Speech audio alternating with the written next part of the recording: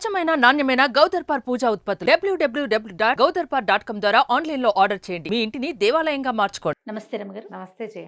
రమగారు, మనకి వినాయక చవితి ఉంది. ఈ సందర్భంగా ఏదైనా గణపతి దేవాలయం, మనందరికీ గణపతి దేవాలయం అనగానే కాణిపాకమే గుర్తొస్తుంది. కాణిపాకం గురించి మనం ఆల్రెడీ మాట్లాడుకున్నాము. ఇంకేమైనా దేవాలయాలు ఉన్నాయా ప్రసిద్ధిగా? బోలెడు గణపతి దేవాలయాలు ఉన్నాయి జయ. కాణిపాకం కంటే పూర్వం ముందు నుంచి ఉన్న దేవాలయాలు కూడా ఉన్నాయి. అవి ఎక్కడో లేవు, మన గోదావరి జిల్లాలోనే ఉన్నాయి. మామూలుగా గణపతి ప్రతి ఆలయంలోనూ ప్రధాన దైవంగా కనిపిస్తాడు. మనకి ఊరి ప్రతి ఇళ్ళ వాకిళ్లలోనూ కనిపిస్తాడు. ఏ సందు మొగదలోనో చిన్న వీధి చోలుదంటే అక్కడ గణపతి ఉంటాడు. ఏ పూజలో అయినా మొదట మనం గణపతినే పూజించాలి. ఇది మన నియమం కదా. ఇక నీకు రోడ్ల మీద దేవాలయాలు ఏ గొడుగు లేకుండా కూడా ఎన్ని చోట్ల వెలిసి కనపడతాడో కదా. ప్రతిష్టలు, వినాయక ప్రతిష్ఠ చేస్తే ఊరికి మంచిది, సందుకు మంచిది, వ్యాపార కూడళ్లలో గణపతి కనపడతాడు. మనం ఏ ఊరు వెళ్ళినా గణపతికి ప్రత్యేకంగా పంచముఖ గణపతి అని, అష్టభుజి గణపతి అని, ఇట్లా ప్రత్యేకంగా నాట్య గణపతి దేవాలయాలు అలా కూడా ఉన్నాయి మనకి. విశేషంగా గణపతి అంత మమేకంగా ఉంటాడు మనతో పాటు. అవును.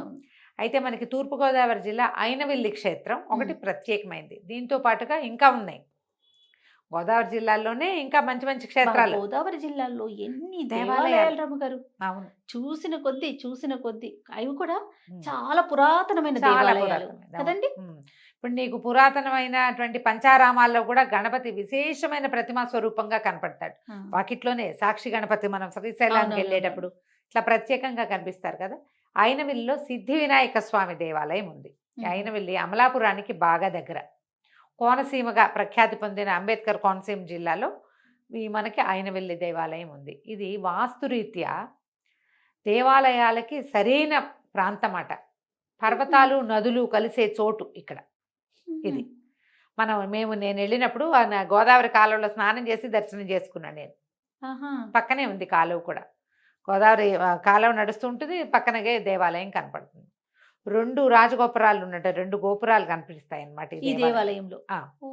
అయితే గణపతితో పాటు పరమేశ్వరుడు కొలువై కనిపిస్తాడు. అమ్మ నాన్న ఇద్దరు ఉన్నారు. మరి తర్వాత మామయ్య అత్తయ్య కూడా ఉన్నారు. కేశవస్వామి, శ్రీదేవి భూదేవి సమేత కేశవస్వామి కనిపిస్తాడు. కాలభైరవ క్షేత్రం ఉంది, సుబ్రహ్మణ్యం కనపడతాడు, అందరూ కనిపిస్తారు దేవాలయంలో. ఇది మనకి దీనికి పూర్వగాథ ఏం చెప్తారంటే, దక్షయజ్ఞం చేసినప్పుడు మొట్టమొదట గణపతి పూజ ఈ ప్రాంతంలో ఈ దేవాలయం దగ్గరే చేయబడింది అని చెప్తారు. ఈ ప్రాంతంలోనే దక్షయజ్ఞం అంటే మన దక్షవాటికి ఎక్కడ ఉంది, మనకి దగ్గరలోనే కదా అవన్నీ క్షేత్రాలు ఉన్నాయి. వీరభద్రుడు ఆ క్షేత్రాలన్నీ దగ్గరలోనే ఉన్నాయి. ఇక్కడ గణపతి పూజ చేయబడిందని, ఆ చేయబడిన గణపతి ఇప్పుడు మనం చూస్తున్న గణపతి అని ఒక గాథ చెప్తారు. ఇంకొక ప్రఖ్యాతమైన గాథ ఏం చెప్తారంటే, వేదవ్యాసుడు దక్షిణ భారతదేశ యాత్ర ప్రారంభిస్తూ ఇక్కడ గణపతిని ప్రతిష్ఠ చేశాడని, ఆ గణపతే సిద్ధి, ఆయన దక్షిణ భారతం అంతా చక్కగా తిరిగారు, సిద్ధి లభించింది, అందుకని ఇక్కడ సిద్ధి గణపతిగా చెప్తారని ఇంకొక గాథ చెప్తారు. శ్రీపాద శ్రీవల్లభ చరితామృతంలో ప్రత్యేకంగా కనపడుతుంది. ఇక్కడట గణపతి హోమం, చాలా అద్భుతమైన హోమం చేస్తే గణపతి ప్రత్యక్షమయ్యాడట. ఇక్కడ ప్రత్యక్షమైతే గణపతి కనపడిన ఆ మహాస్వరూపంగా కనిపిస్తాడు కదా. అది కొంతమంది ఋత్వికులుగా కూర్చున్న వాళ్ళు, యాజకులుగా కూర్చున్న వాళ్ళు హేళనగా నవ్వేసరికి వాళ్ళని శపించాడట గణపతి. వాళ్లే మూగా చెమిటి వాళ్ళుగా పుట్టారని, వాళ్ళని రక్షించడానికి కాణిపాక వినాయకుడు వచ్చాడని గాథ. అంటే కాణిపాకానికి పూర్వక్షేత్రం ఇది. మనకి మామూలుగా మనం శైవము వైష్ణవము మనకు తెలుసు కదా. మామూలుగా మనకు అందరూ కనిపిస్తారు, నిలువుబొట్టు అడ్డబొట్టు అని సింపుల్గా చెప్పేసుకుంటాం. అయితే 5 రకాల మతాలు ఉండేవి భారతదేశంలో.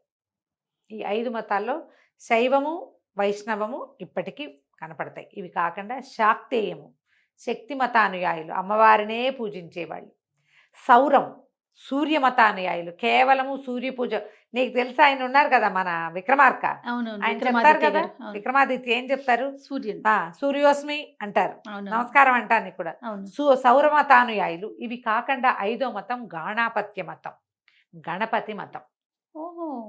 మనకి పంచాయతన పూజా విధానం అనేది భారతదేశంలో ప్రఖ్యాతమైన విధానం.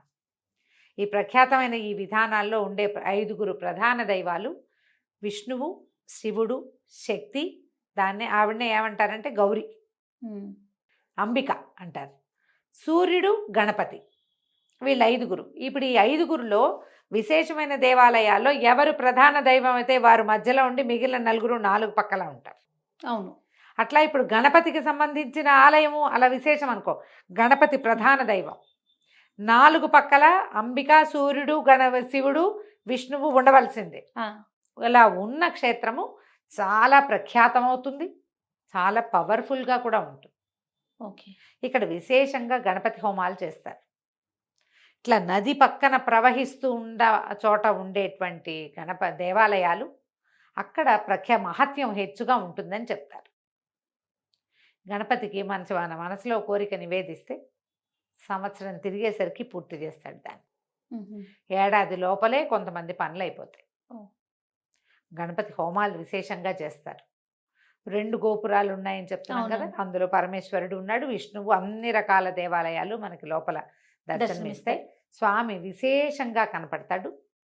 స్వయంభూ ప్రతిమలు ఉన్నటువంటి దేవాలయాల్లో ప్రత్యేకమైన దేవాలయంగా ఈ అయినవెల్లి సిద్ధి వినాయక స్వామిని కూడా చెప్పుకోవాలి. ఓ. ఆ ప్రాంతానికి వెళ్ళిన వాళ్ళు, మనం అమలాపురం అటువైపు వెళ్తాం, కాకినాడ వెళ్తాం, ఏదో వెళ్తుంటారు, కార్లల్లో వెళ్తే కనుక మీరు చాలా సులువుగా దర్శనం చేసుకోవచ్చు. గణపతి దర్శనం చేయాలి ప్రత్యేకమైన దేవాలయాల్లో అంటే మీరు కాణిపాకం కంటే పూర్వక్షేత్రమైన దీనిని దర్శిస్తే విశేషమైన ఫలితం లభిస్తుంది. తేలిక రోడ్డు దారి చేరుకోవడం కూడా అమలాపురానికి ఒక 12-13 కిలోమీటర్ల దూరం ఉంటుందంటే, ఆ కోనసీమ కాబట్టి పచ్చగా అందంగా ఉంటుంది. ఓ. వాతావరణం చాలా బాగుంటుంది. నిత్యము అర్చనలు సాగుతూ ఉంటాయి. ఏదైనా హోమానికి డబ్బులు కట్టి మనం అవకాశం ఉంటే హోమంలో పాల్గొంటే కూడా మంచిది. ఉమ్. గణపతి హోమాలు చేయటం వల్ల విద్యా వ్యాపార అభివృద్ధి జరుగుతుంది. ఓ. మనకి ఏ విషయంలో అయినా సరే, సంతానం లేదు గణపతి, సంసారంలో సమస్యలు గణపతి. సంతానానికి విద్య లేదు గణపతి, ఆరోగ్యం సరిలేదు గణపతి, మానసిక ఆరోగ్యం బాగుండలేదు గణపతి, ప్రతి సమస్యకి యుద్ధ రంగాల్లో ఇబ్బంది, ఏవో ఫైటింగ్, ఎవరితోటైనా శత్రుబాధ ఎక్కువగా ఉంది గణపతి. ఈయన అన్ని ప్రశ్నలకి సమాధానం చెప్పగలిగేవాడే గణపతి అని చెప్తారు. ఇట్లా స్వయంభూ క్షేత్రాల్లో దర్శనం కనుక చేసుకుంటే ఏదో మన సమస్య అక్కడ స్వామివారికి నివేదన చేసుకుని, నాయన ఇది నాకు వచ్చిన కష్టం అని చెప్పుకుని మళ్ళీ వెళ్ళి మనం మొక్కు తీర్చుకోవచ్చు. ఎక్కడో వెళ్ళలేని దూరము, చేరలేని పరిస్థితులు కావు. అవును. అవును. విజయవాడ నుంచి సింపుల్, చాలా తొందరగా వెళ్ళిపోతాం. అవునండి. అవకాశం ఉన్నవాళ్ళు తప్పకుండా దర్శనం చేసుకోండి. ఈ వినాయక చవితి సందర్భంగా అక్కడ విశేషమైన పూజలు పూజలు జరుగుతాయి. ఈ 10 రోజులు విశేషంగా ఉంటుంది. కార్తీక మాసంలో కూడా అక్కడ విశేషమైన సేవలు జరుగుతాయి. ఉహుం. అవకాశం ఉన్న వాళ్ళు దర్శనం చేయండి. తప్పకుండా రవి గారు. నమస్తే. నమస్తే జయ.